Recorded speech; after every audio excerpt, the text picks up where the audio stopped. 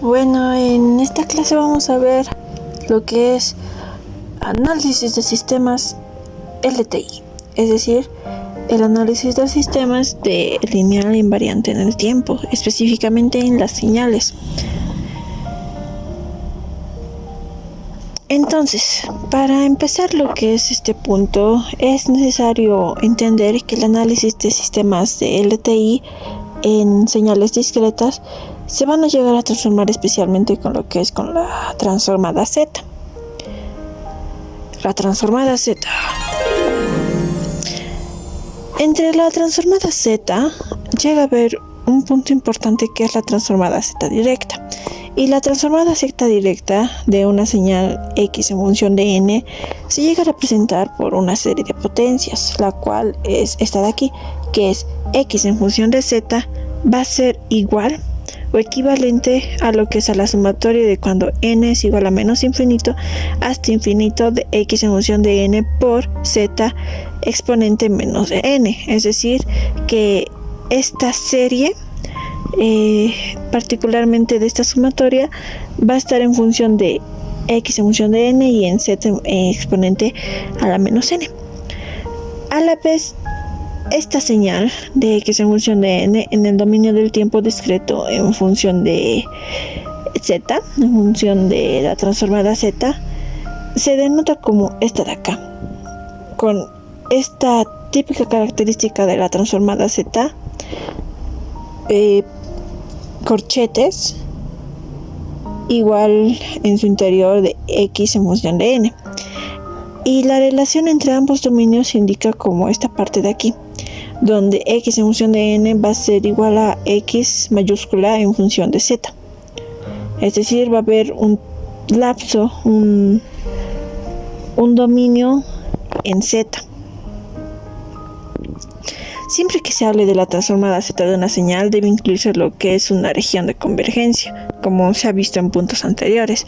Y si se expresa Z en su forma polar, se entiende que esta de aquí sería su representación, que Z va a ser igual a R por exponente a la J, o sea que recordemos que en la forma polar llegan a existir lo que es el Euler exponencial y J y su respectivo ángulo, con R que va a ser el absoluto de Z y con su ángulo que va a ser el ángulo de Z. Entonces, esta sería su representación, la sumatoria de menos infinito a infinito de X en función de n por R y exponente menos n por Euler exponente a menos J, el ángulo por n. Y puesto de que está dentro de la ROC, de la región de convergencia, X en función de Z debe incluir o debe cumplir algo que tiene que ser menor sí o sí a lo infinito. Entonces, ¿cómo quedaría su ecuación? De esta manera de acá, que si esto de aquí es esto de aquí, pero que ahora lo transformamos en el absoluto porque no se permiten números negativos, porque es sí o sí tiene que ser menor al infinito y el infinito es positivo, entonces se tendría esto de acá,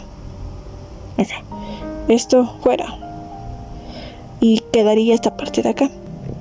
Esto de acá son algunas propiedades de la transformada Z que se llegan a resumir en la tabla 3.1, donde la transformada Z actúa de manera bilateral, es decir, desde menos infinito hasta infinito. Algunas son notación, linealidad, desplazamiento en n, escalado en Z, reflexión en n, conjugación, parte real, parte imaginaria, derivación en Z, convolución y el teorema del valor inicial.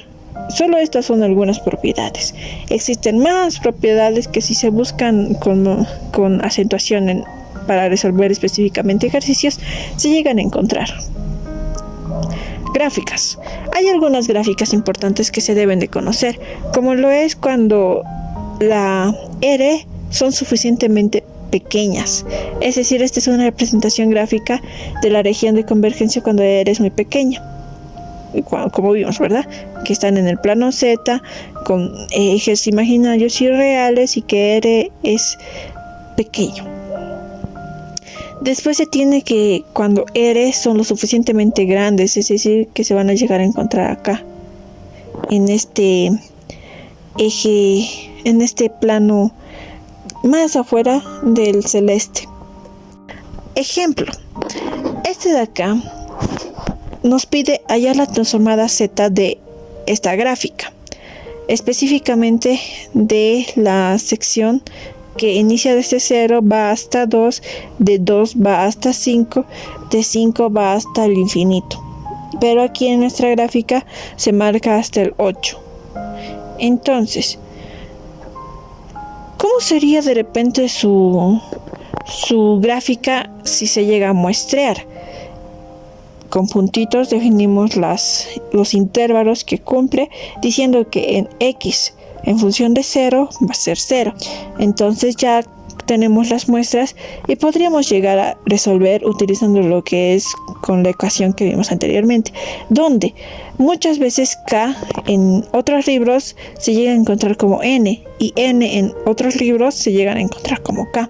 Entonces nuestra gráfica inicia en 0 y va a ir al infinito.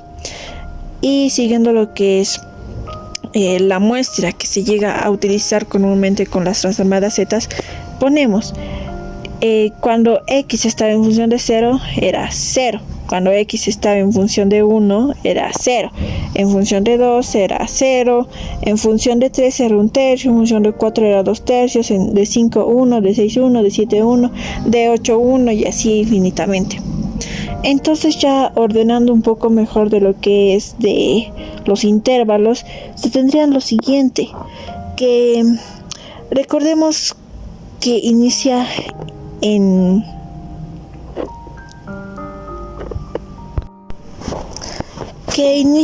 z a la exponente 0, pero cualquier número multiplicado por 0 va a ser 0.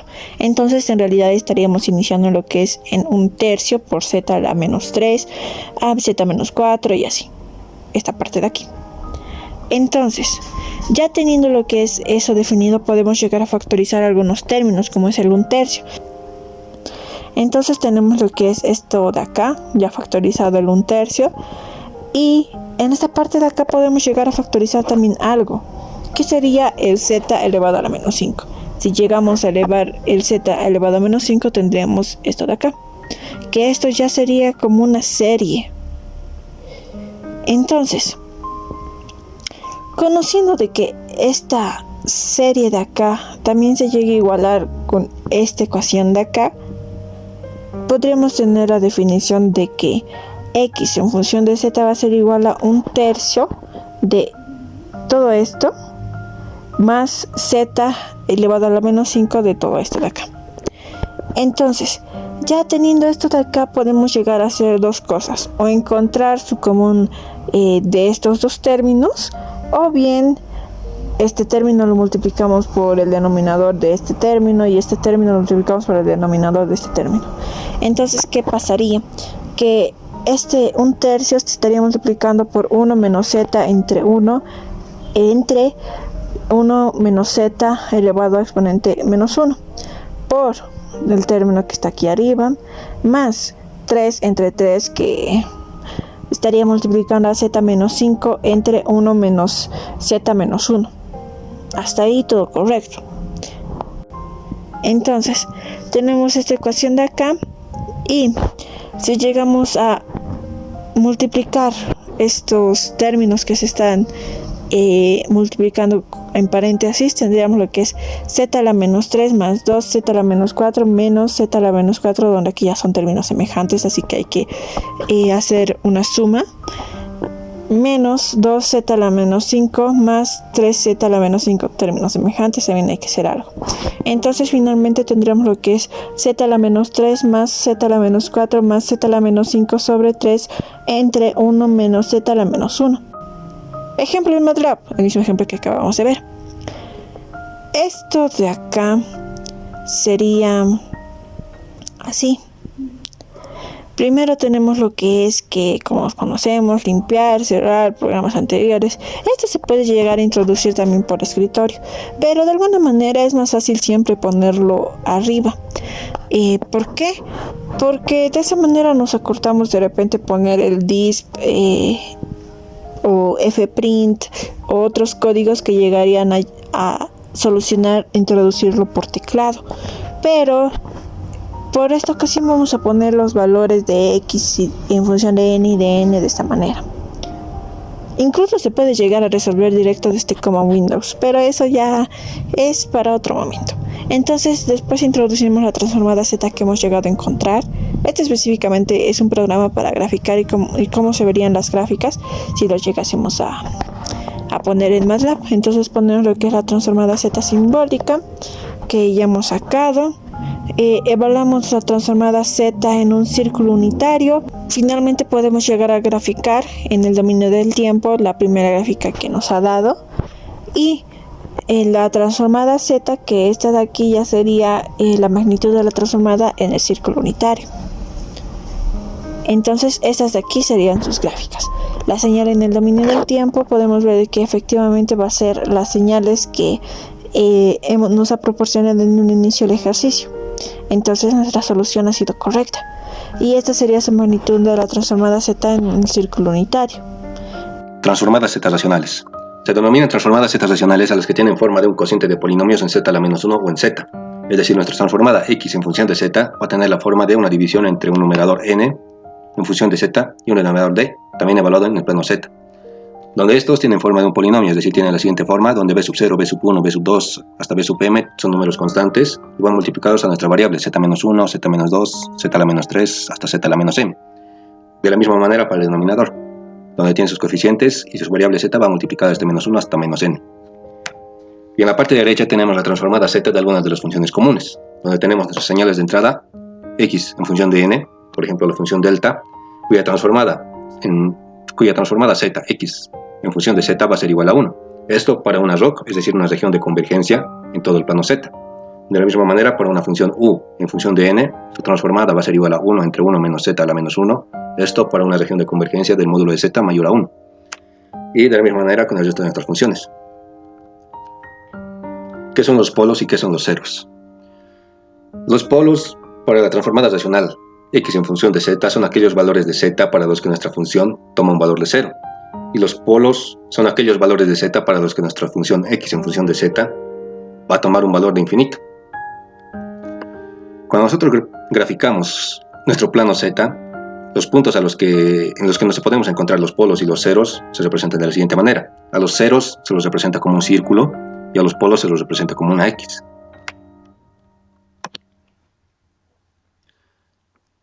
Como x en función de z es una función racional, entonces tiene la siguiente expresión, donde como dijimos, es la división entre un numerador y denominador, donde estos son polinomios. A estos polinomios los podemos representar como una sumatoria desde k igual a 0 hasta m de nuestros coeficientes b sub k multiplicado por nuestra variable z a la menos k. De la misma manera con el denominador, solo que k va desde 0 hasta n. Y asumiendo que a sub 0 y b sub 0 sean distintos de 0, podemos factorizar b sub 0 por z a la menos m y a sub 0 por z a la menos m, de manera que podemos hacer a estos a un lado y podemos multiplicarlo por nuestros polinomios. Y esto con el fin de eliminar las potencias negativas. Y puesto que nuestro numerador y denominador son polinomios en z, por el teorema fundamental del álgebra, nuestra transformada x en función de z se puede expresar de la siguiente manera, donde x en función del z viene dado igual a la división entre el numerador y denominador. Tenemos acá nuestros valores que factorizamos, b sub 0 entre a sub 0. Nuestra variable z a la menos n se resta por teoría de exponentes con m, es decir, nos queda z a la n menos m. Y por el teorema general o fundamental del álgebra podemos representar nuestro polinomio de la siguiente manera, que en la parte superior estaba expresado como una suma y en la parte inferior la podemos expresar como un producto de restas. A este producto lo podemos representar como un productorio desde k igual a 1 hasta m de z menos z sub k. Y en la parte del denominador lo podemos representar como un productorio desde k igual a 1 hasta n de z menos p sub k. Y podemos reemplazar nuestras constantes b sub 0 entre a sub 0 como una variable g, de manera que g sea igual a b sub 0 entre a sub 0, y esto va multiplicado a nuestra variable z elevado a n menos m.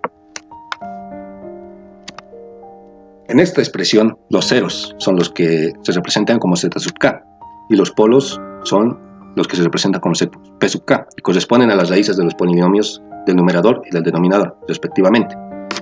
Y tenemos que si n va a ser mayor a m, entonces existen n menos m ceros en el origen, y m menos n polos en el origen. Además, hay un cero en el infinito si es que x evaluado en infinito es igual a 0, o un polo si es que x evaluado en infinito es igual a infinito. La región de convergencia no puede contener ningún polo, puesto que en un polo la función no converge. Ahora vamos a realizar un ejercicio, el cual nos pide determinar el diagrama de polos y de ceros de la señal x en función de n igual a elevado a n por la función de escalón unitario. Esto por un a real positivo. Y para poder solucionar esto, lo primero que tenemos que hacer es hallar la transformada z de nuestra función, de manera que obtenemos x en función de z igual a z entre z menos a. Esto definido por una región de convergencia donde el módulo de z sea mayor al módulo de a. Y si nosotros analizamos esta expresión, podemos determinar que se obtiene un 0 cuando z es igual a 0, pues si nosotros reemplazamos un 0 en el numerador, dividido entre cualquier número siempre va a dar igual a 0. Y tenemos un polo cuando z es igual a a. Esto, si observamos en el denominador, reemplazamos z igual a, tenemos a menos a. Por lo tanto, a menos a va a ser igual a 0 y cualquier número dividido entre 0 va a tender a infinito. Por lo tanto, tenemos un polo.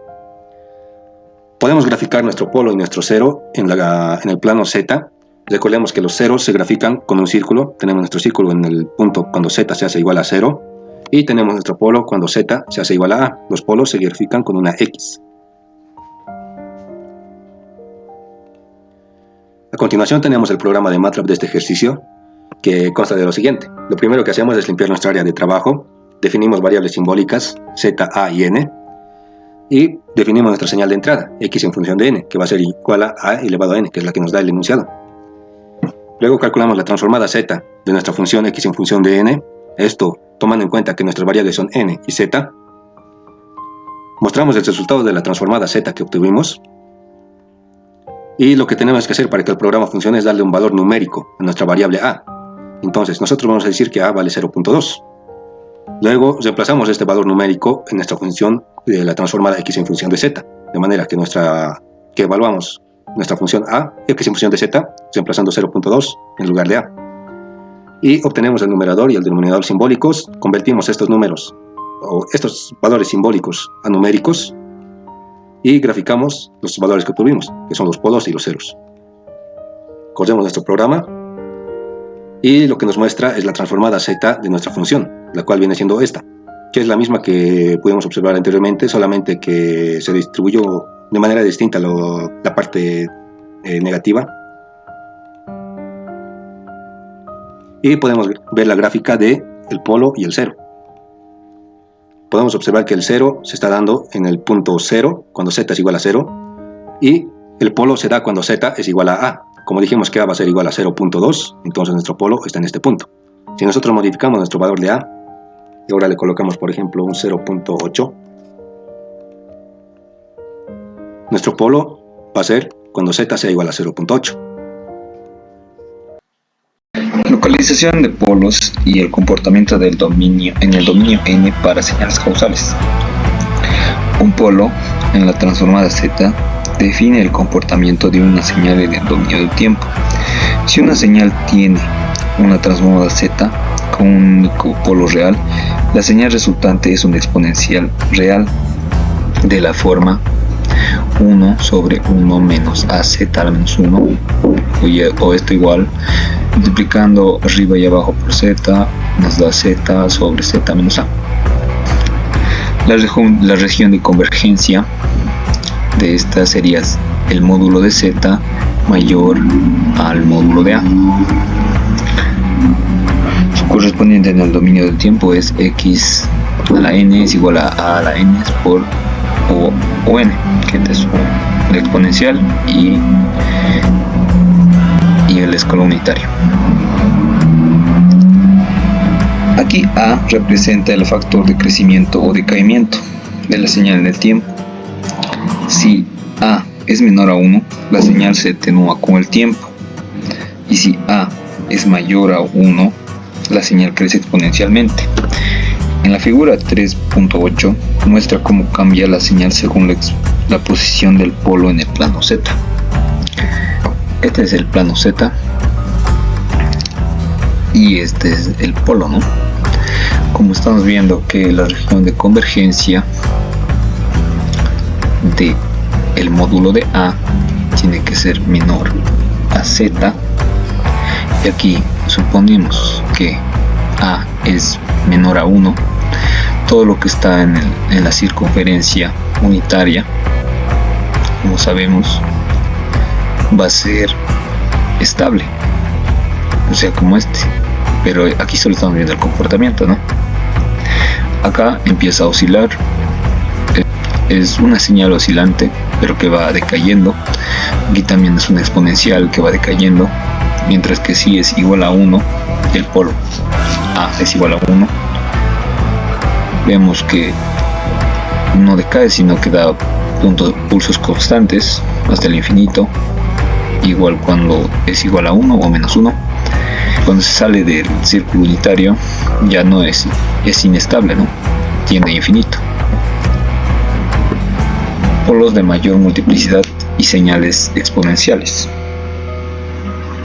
Si la transformada Z tiene un doble polo en Z igual a A, la señal en el dominio del tiempo cambia. Como vemos aquí, a la z menos 1 sobre 1 menos z al menos 1 al cuadrado. Aquí, para ver sus polos, multiplicamos a los dos lados por z a la menos 2 y nos da este resultado: a la z, z menos 1 menos z menos a al cuadrado. Y aquí tenemos dos polos. Igual su región de convergencia es el módulo de z, tiene que ser mayor al módulo de a. Y su forma en el dominio del tiempo es n por a a la n por u de n. El término n provoca que la señal crezca en amplitud antes de decaer. En la figura 3.9 muestra este comportamiento.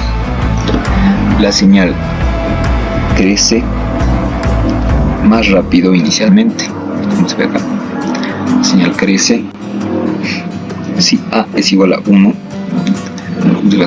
a es igual a 1, la señal se vuelve una respuesta al impulso de un sistema condicionalmente estable, como si fuera un impulso. Y igual se puede ver cuando está dentro del ciclo unitario, son estables, ¿no? Cuando están en 1, marginalmente estables, aquí mayormente se van a ir a infinito, y cuando son mayores a 1 ya son totalmente inestables. Señales con polos complejos conjugados. Si un sistema tiene polos complejos conjugados, la señal resultante en el dominio del tiempo es una onda sinusoidal modulada por una envolvente exponencial. En la figura 3.10 muestra cómo la posición de los polos afecta la oscilación y la amplitud de la señal. Si los polos están cerca del origen, la señal decae más rápido. Los polos están más cerca del origen, la señal va a decaer rápido. Si los polos están cerca de la circunferencia unitaria, la señal tiene una menor atenuación y oscila más tiempo, como está acá. Si los polos están fuera del plano del círculo unitario, las oscilaciones se vuelven cada vez más grandes e infinitas. Los ceros en la transformada Z afectan la fase de la señal, pero no su crecimiento, su atenuación. La función de transferencia de un sistema LTI. El sistema LTI, lineales e invariantes en el tiempo, la salida y de n está dada por la convolución de y de n por x de n. En el dominio Z, esto se traduce como un producto simple de h de z por x de z, en donde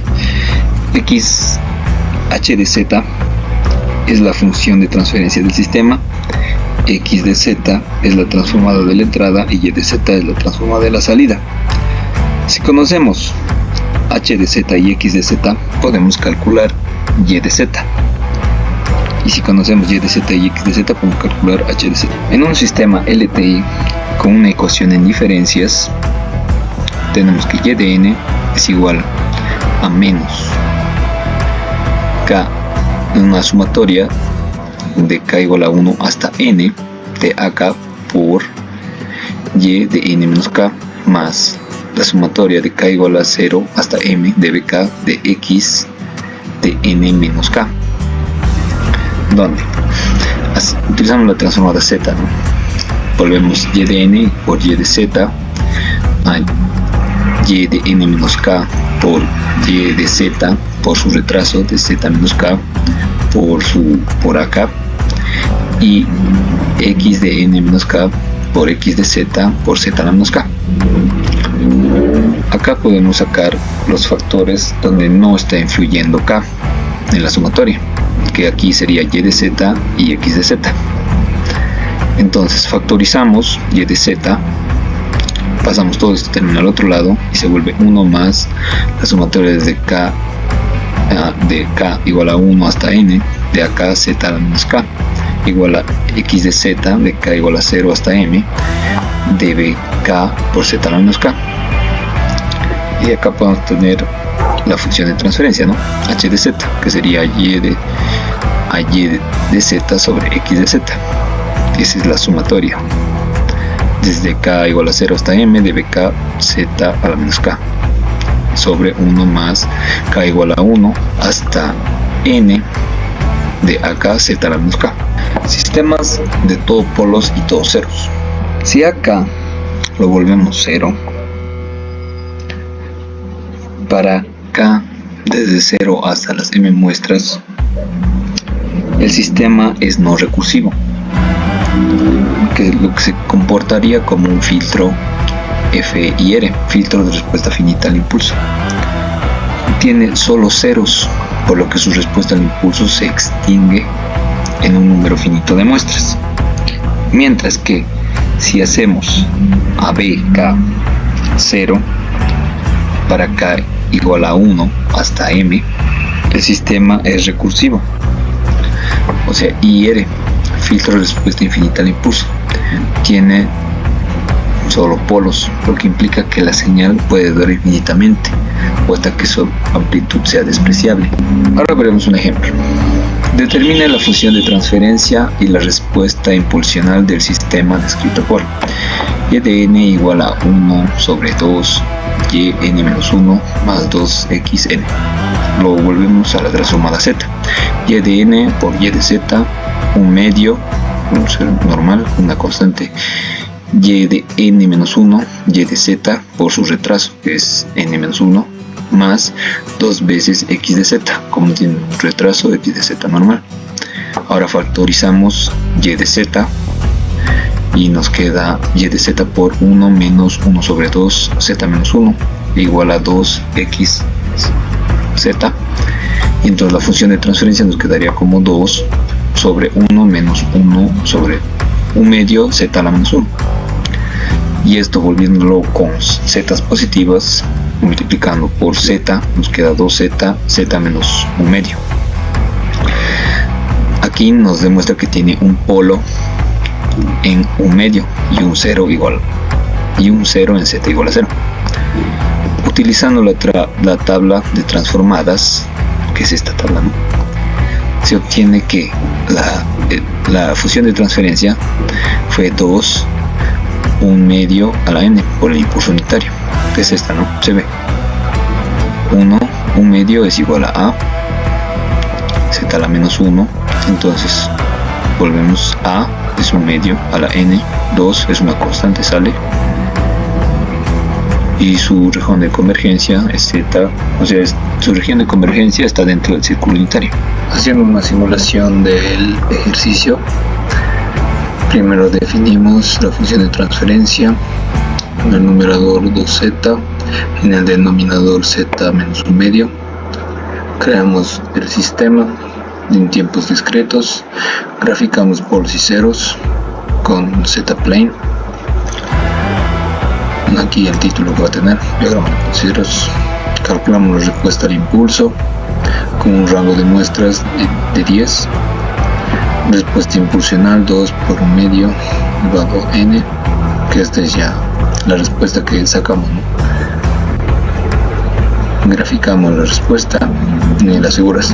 Se puede apreciar, es la respuesta al impulso, desde 2 va bajando exponencialmente, y estos son los polos y ceros. un 0 en 0 y un polo en 0.5. Gracias.